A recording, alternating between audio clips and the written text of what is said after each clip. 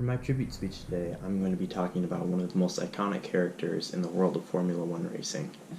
Formula One racing is the premier motor racing event or series in the world. Basically, all of the technology that comes from Formula One trickles down to the car industry, so your brakes, your engines, every components, everything like that has come from Formula One. Niki Lauda, the man in question, he was born in Austria, Vienna, Austria, to a rich banking family on February 22nd of 1949. Niki was unlike other rich children in the area. He forewent going to college to pursue his passion of driving. Niki started out in amateur racing, where you had to be self-funded. He borrowed money from Austrian banks, which was to the chagrin of his family, who essentially disowned him. And he continued to go against the grain and the expectations of his family in order to reach his dreams of becoming champion of the Formula One racing series. He worked his way up through the ranks, and in 1974 he was finally signed by Ferrari, one of the most prestigious and longest-lasting racing companies or car manufacturers in the world. Enzo Ferrari, the owner of Ferrari and the founder, hired Lauda because of his mechanical expertise and his skill with setting up the racing cars. Ferrari had been struggling for the last 10 years, as the last time they had won a world championship was in 1964. And Lauda was signed for the beginning of the 1974 season.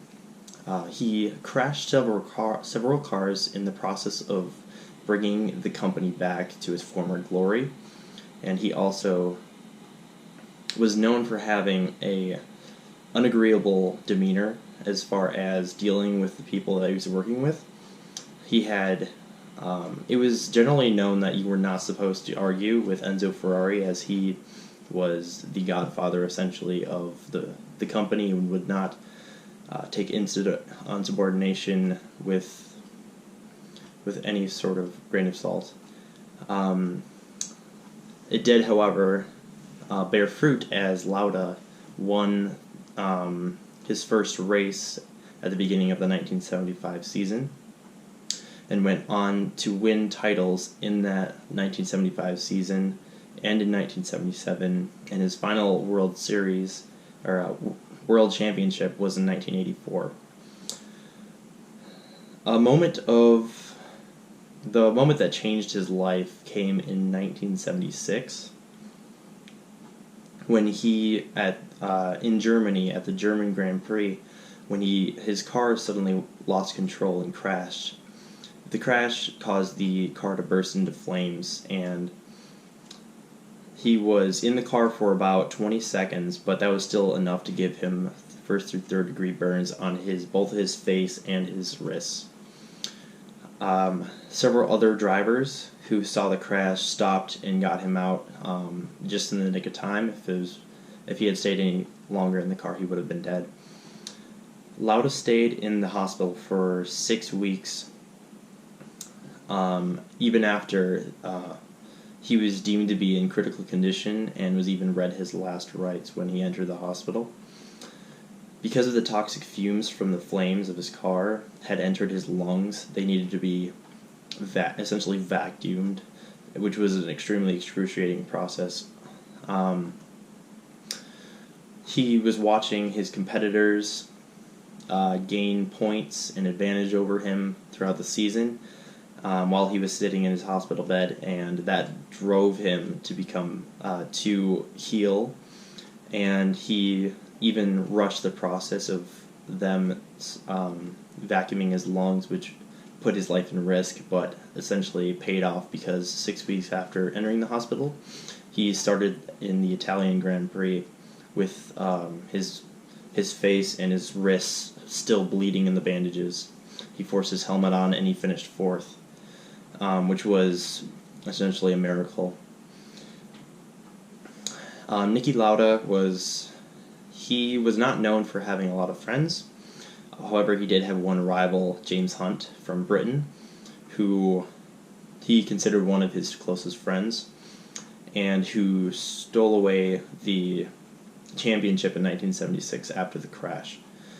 Niki Lauda was known for being a big proponent of safety in Formula One as well, as he sat out the last race of the season, which gave he essentially gave away the championship because of adverse weather conditions.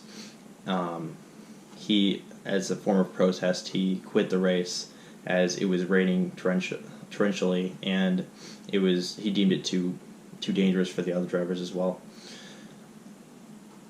Niki ended his career in 1984 with his last world championship after a rocky relationship with the Ferrari Formula One team. He quit and started his own airline called Lauda Air. Niki was a shrewd businessman, and still Lauda Air actually still exists and has been purchased by another Austrian airline. Niki has been in Formula One since he's quit as well. He's been a commentator, and he also owns part of the Mercedes Formula One team, and is still very much in the world and involved in the progression of the sport. I have a picture of, this is Niki, and this is James Hunt, his rival, and I also have, here is a photo of the crash scene. His car is completely enveloped in flames, and these are a couple of his competitors that stopped to help, as well as a marshal has as well. Niki Lauda exhibited or showed the courage and the tenacity that I wish to have in my career and in my life in general in order to push through adversity and come out on top.